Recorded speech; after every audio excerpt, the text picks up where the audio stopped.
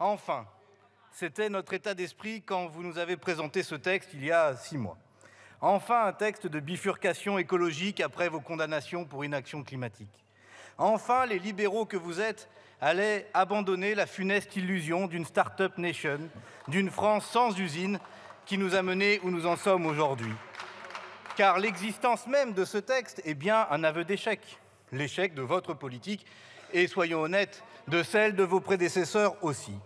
Enfin, nous espérions donc le dépôt de bilan de 15 ans de politique de l'offre.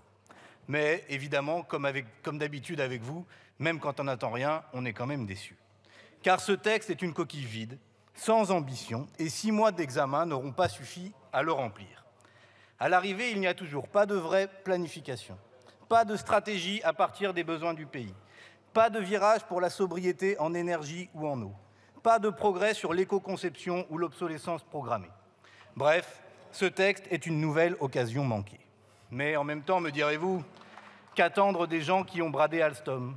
Qu'attendre d'un président qui a encore aggravé la situation industrielle? Car depuis que M. Macron a été élu, la production industrielle a encore baissé de 4%. Le déficit commercial de l'industrie a plus que doublé.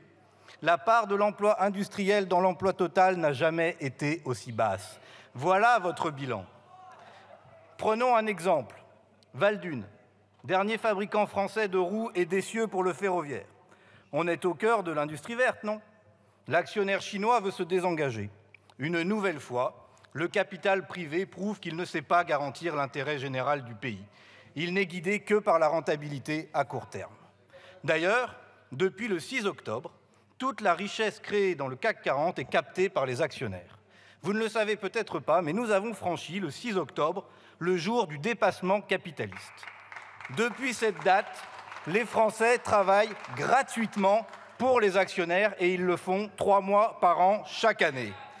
Or, le capital privé n'est pas en mesure d'assurer la bifurcation écologique. Mais vous refusez de planifier, de mobiliser le capital public et même de nationaliser s'il le faut. C'est là la grande illusion de votre texte. Vous continuez à faire croire que des cadeaux fiscaux aux actionnaires et la simplification administrative font une politique industrielle. Mais rien n'est plus faux. Vous proposez les mêmes recettes déjà vues.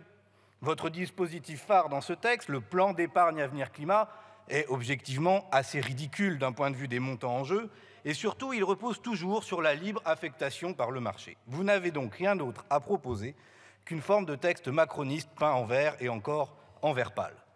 Quand M. Macron se gargarise de l'arrivée de Gigafactory en France, il oublie de dire que c'est la plupart du temps sous capitaux et sous brevets étrangers.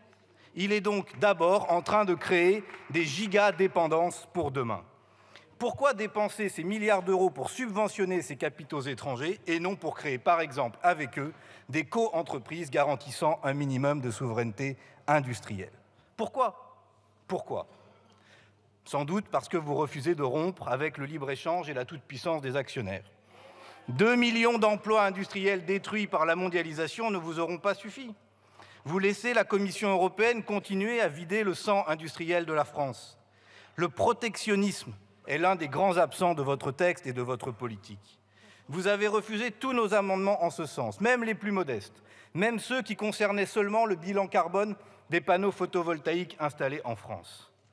Aujourd'hui, c'est la filière de l'éolien en général, de l'éolien maritime en particulier, qui s'inquiète du manque de protection face à la concurrence déloyale. Entendez-les, entendez ces salariés de General Electric qui refusent le plan de licenciement dans l'éolien terrestre. L'Europe sera-t-elle encore l'idiote utile du village mondial face à la concurrence déloyale de la Chine et des États-Unis? Allez-vous laisser cette Europe allemande tuer toutes les filières d'énergie renouvelable comme elle l'a fait avec les panneaux solaires? Quand allons-nous enfin protéger une base industrielle et technologique du renouvelable comme nous le faisons pour la défense? Les autres grands absents de votre texte, ce sont les travailleurs. Vous en parlez fort bien, Monsieur le Ministre, mais où sont-ils dans votre texte?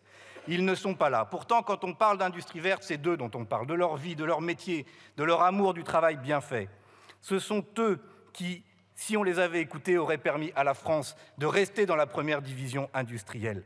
C'est eux qui, à Cordemais, ont proposé la conversion de la centrale à laquelle se rallie bien tardivement le président de la République.